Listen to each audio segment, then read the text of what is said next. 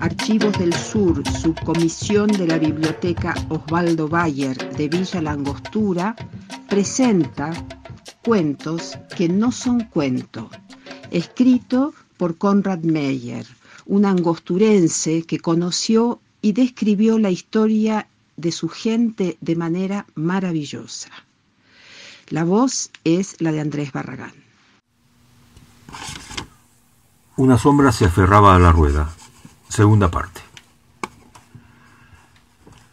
Cuando dejamos la protección del muelle ya en el lago abierto, el cachirulo empezó a sacudirse, a corcovear y a cabrestear como un potro, y crujía en todas sus juntas. Inmensas olas barrían la cubierta cuando hundía la proa y el agua entraba a baldazos por la escotilla rota. Desde la tierra nos hacían señas de que volviéramos, pero no hicimos caso. El Lucho iba al timón, Ernesto a cargo de la bomba de achique y yo abajo, atendiendo la máquina que silbaba y bramaba, exigida al máximo. Avanzábamos a toda velocidad.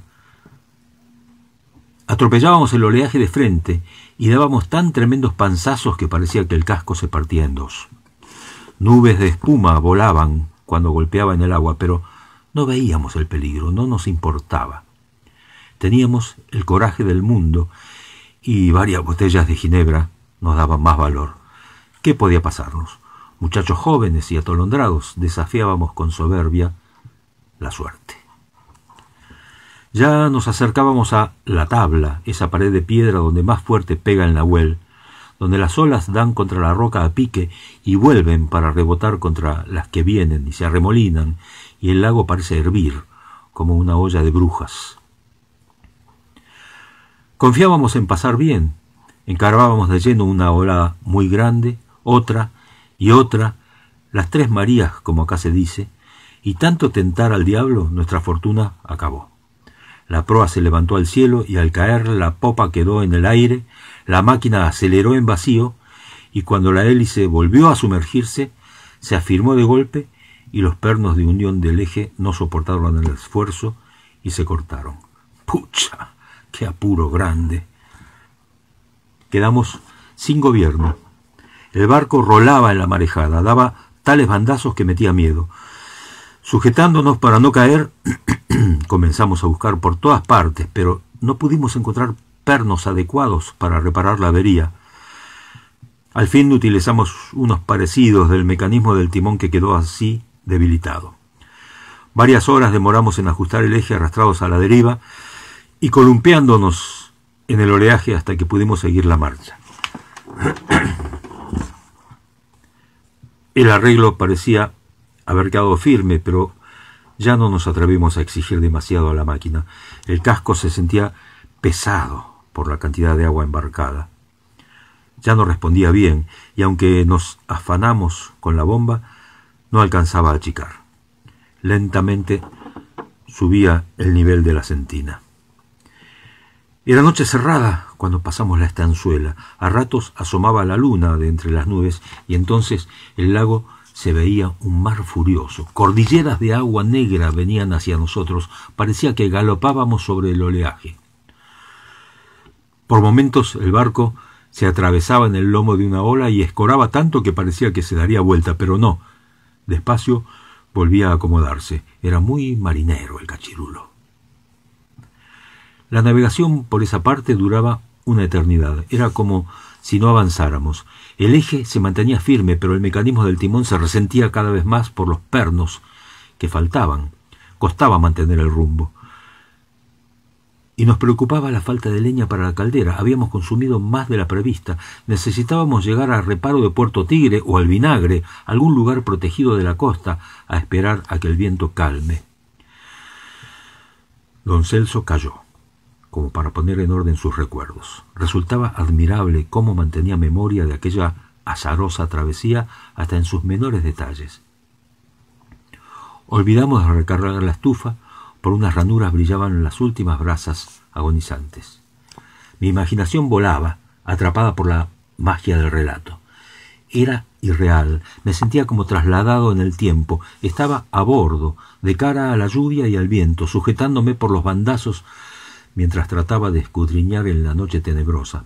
parecía escuchar los ruidos y los golpes, los crujidos del barquichuelo debatiéndose en la tempestad, el silbar del viento.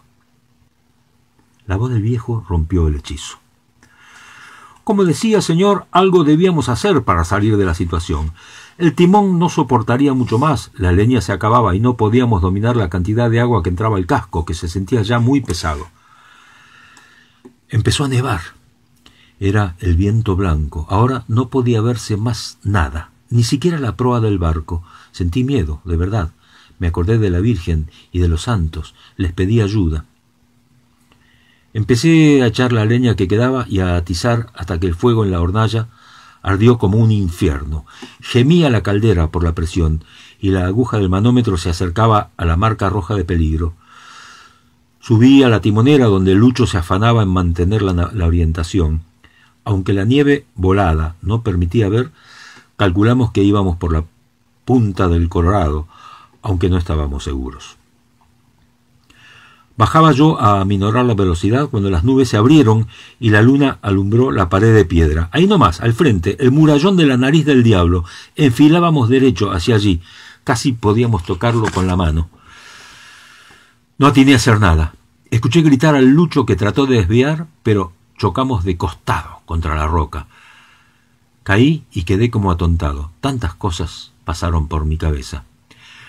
Con otro golpe se vino abajo la chimenea y del agujero salió un torbellino de chispas, humo y fuego. Corrimos a popa cuando reventó la válvula de seguridad en una explosión silbante de vapor caliente que nos envolvió como una niebla, y creo que también se había aflojado el parche del casco. Nos hundiríamos. Debíamos saltar al agua. Debíamos salvarnos. Entonces...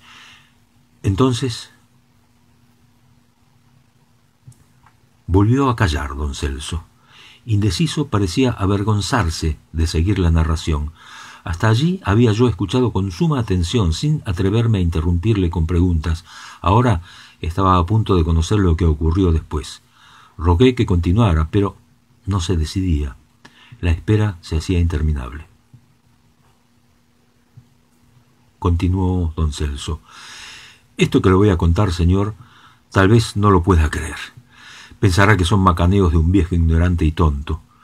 Cuando me acuerdo de todo eso que pasó hace tiempo, no puedo comprenderlo, como si hubiera sido un mal sueño, nada más, nada más. El Lucho y Ernesto Barrientos ya son fallecidos. Nunca nos gustó hablar de este asunto. Iban a pensar seguramente que mentíamos o exagerábamos o que estábamos mal de la cabeza. Ahora le voy a contar, señor, porque es bueno a veces vaciar el corazón. Solo espero que me crea, pues así sucedió. La sirena, que no funcionaba, empezó a sonar. Ese sonar ronco, profundo, que no terminaba, como un lamento largo o un llamado. Nosotros tres, ahí atrás, en la popa, como aturdidos, medio muertos de miedo. Entonces la proa tomó altura y el barco empezó a avanzar. Despacio primero, más rápido luego, navegaba, raudo, como en su mejor época, pero nadie conducía al cachirulo. No podría decirle cuánto después, solamente que momentos antes de que con un impulso que nos hizo caer y rodar encalláramos en la playa, en el mismo sitio en que el casco estaba cuando lo reflotamos días atrás. Pudimos ver en la timonera, entre el humo y a la lumbre de las llamas que escapaban del agujero donde había estado la chimenea, una sombra. La sombra borrosa de alguien que se aferraba al timón. Y los gritos, señor, voces de mando, que se escuchaban entre el viento y el bramar del temporal. ¡Fuerza, Tiburcio, fuerza! ¡Más presión a esa máquina, caracho! Nos atrevimos a mirar y le juro, señor, que allá abajo también había alguien, afanándose con el atizador en la hornalla de la caldera. Esa voz, esos gritos, sí, era el mismo capitán Márquez. Le creo, don Celso, claro que sí. No veo razón alguna para no creerle. Porque, lo dicho, hay cosas que no tienen explicación. O quizás sí exista quien conoce las respuestas, no lo sé. Don Celso nunca volvió a subir a embarcación alguna, y el antiguo vaporcito Nahuel Huapi II, al que los pobladores de la ribera llamaban el cachirulo, terminó desguazado en la primavera de ese año 1944, el de la Gran Nevada. Fueron retirados los elementos aún utilizables, también la máquina, algunos nostalgiosos se llevaron piezas de recuerdo y lo demás se quemó, allá en la playa del aserradero de Correntoso.